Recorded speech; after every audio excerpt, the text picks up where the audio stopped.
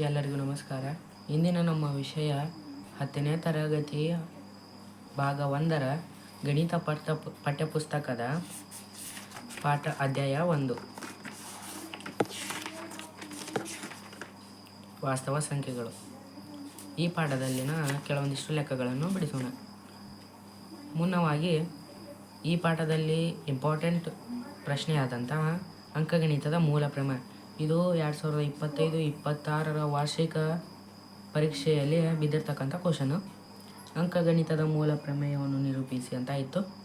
ಆದ್ದರಿಂದ ಇದು very important. ಅಂಕಗಣಿತದ ಮೂಲ ಪ್ರಮೇಯ: ಪ್ರತಿಯೊಂದು ಸಂಯುಕ್ತ ಸಂಖ್ಯೆಯನ್ನು ಅವಿಭಾಜ್ಯಗಳ ಗುಣಲಬ್ಧವಾಗಿ ವ್ಯಕ್ತಪಡಿಸಬಹುದು ಅಥವಾ ಅಪವರ್ತಿಸಬಹುದು, ಮತ್ತು ಈ ಅಪವರ್ತಿಸುವಿಕೆಯು ಅವಿಭಾಜ್ಯ ಅಪವರ್ತನಗಳು ಘಟಿಸುವ ಕ್ರಮವನ್ನು ಹೊರತುಪಡಿಸಿ ಅನನ್ಯವಾಗಿರುತ್ತದೆ. ಇಲ್ಲಿ ಸಂಯುಕ್ತ ಸಂಖ್ಯೆ ಅಂದರೆ ಭಾಜ್ಯ ಸಂಖ್ಯೆ. ಭಾಜ್ಯ ಸಂಖ್ಯೆ ಅಂದರೆ 3 ಅಥವಾ 3ಕ್ಕಿಂತ ಹೆಚ್ಚು ಅವಿಭಾಜ್ಯ ಅಪವರ್ತನಗಳನ್ನು ಹೊಂದಿರತಕ್ಕಂತಹ ಸಂಖ್ಯೆ. ಇಲ್ಲಿ ಅವಿಭಾಜ್ಯಗಳು ಎಂದರೆ ಒಂದು ಮತ್ತು ಅದೇ ಸಂಖ್ಯೆಯಿಂದ ಭಾಗ ಹೋಗ್ತಕ್ಕಂತಹ ಸಂಖ್ಯೆ. ಆ ಸಂಖ್ಯೆಯ ಗುಣಲಬ್ಧವನ್ನಾಗಿ ಈ ಸಂಯುಕ್ತ ಸಂಖ್ಯೆಯನ್ನು ನಾವು ತೋರಿಸಬಹುದು. ಇಲ್ಲೊಂದು ಉದಾಹರಣೆ ತೆಗೆದುಕೊಂಡು ನೋಡೋಣ.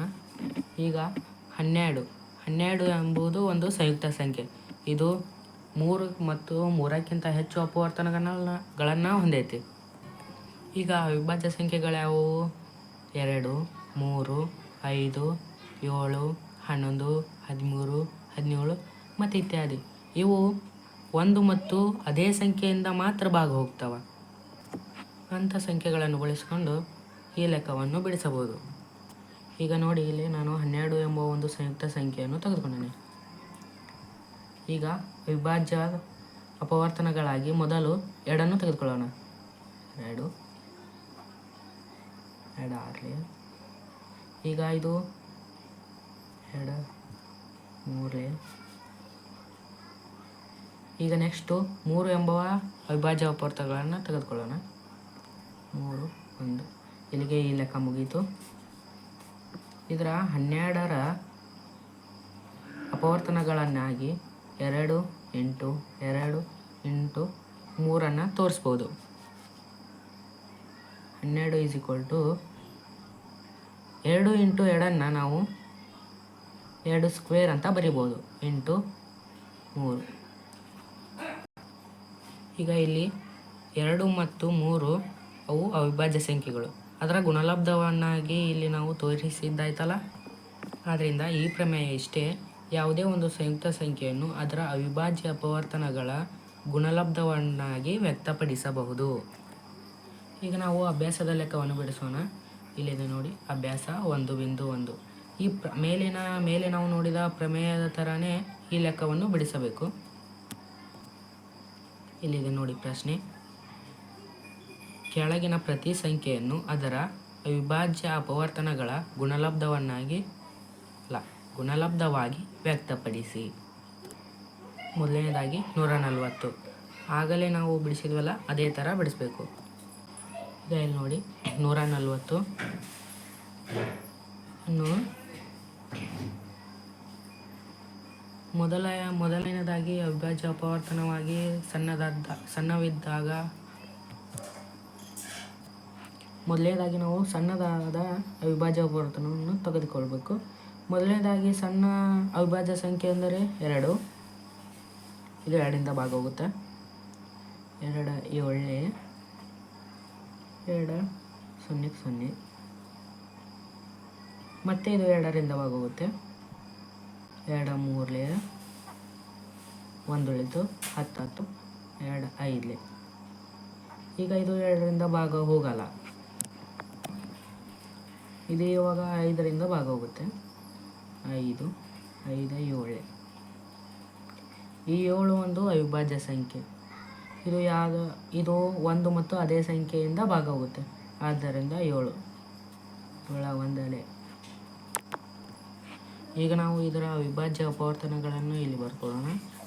140 2 ಇಂಟು 2 ಇಂಟು 5 ಇಂಟು 7. 140 = ಆಗಲೇ ನಾನು ಹೇಳಿರುವ ಹಾಗೆ 2 × 2 ನಾವು 2 ಸ್ಕ್ವೇರ್ ಅಂತ ಬರ್ಕೊಳ್ಬೋದು. 5 × 7 ಈಗ ಆಯ್ತಲ್ಲ. ಒಂದು ಸಂಯುಕ್ತ ಸಂಖ್ಯೆಯನ್ನು ಅದರ ಅವಿಭಾಜ್ಯ ಅಪವರ್ತನಗಳ ಗುಣಲಬ್ಧವನ್ನಾಗಿ ವ್ಯಕ್ತಪಡಿಸಬಹುದು.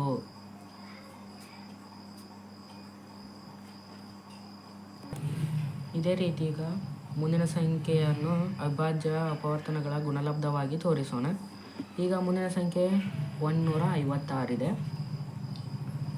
ಇದನ್ನು ಮೊದಲು ಸಣ್ಣ ಅವಿಭಾಜ್ಯ ಸಂಖ್ಯೆಯಾದ 2ರಿಂದ ಭಾಗಿಸೋಣ. ಇದು 2ರಿಂದ ಭಾಗ ಹೋಗುತ್ತೆ, ಆದ ಕಾರಣ 2 7 1 ಉಳಿತು, 16 ಆಯಿತು, 2 8 ಮತ್ತು ಇದು ಮತ್ತೆ 2ರಿಂದ ಭಾಗ ಹೋಗುತ್ತೆ. 2 3 1 ಉಳಿತು, 18 ಆಯಿತು, 2 9 ಇದು ಇವಾಗ 2ರಿಂದ ಭಾಗ ಹೋಗಲ್ಲ, ಆದ ಕಾರಣ 3 1 3 13 ಒಂದು ಅವಿಭಾಜ್ಯ ಸಂಖ್ಯೆ ಆದ್ದರಿಂದ ಇದು 1 ಮತ್ತು 13 ಸಂಖ್ಯೆಯಿಂದ ಮಾತ್ರ ಭಾಗವಾಗುತ್ತೆ. ಆದ್ದರಿಂದ ಇದನ್ನು 13ರಿಂದ ಭಾಗವಹಿಸೋಣ. 1 ಈಗ ಇದರ ಅವಿಭಾಜ್ಯ ಅಪವರ್ತನಗಳನ್ನು ಇಲ್ಲಿ ಬರ್ಕೊಳ್ಳೋಣ. 156 = 2 × 2 × 3 ×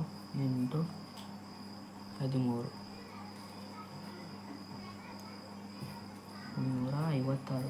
ಇದು ಮೊದಲನೇ ಲೆಕ್ಕ ಥರನೇ ಇದೆ. 2 × 2 2 ಸ್ಕ್ವೇರ್ × 3 × 13 ಬಂತಲ್ಲ.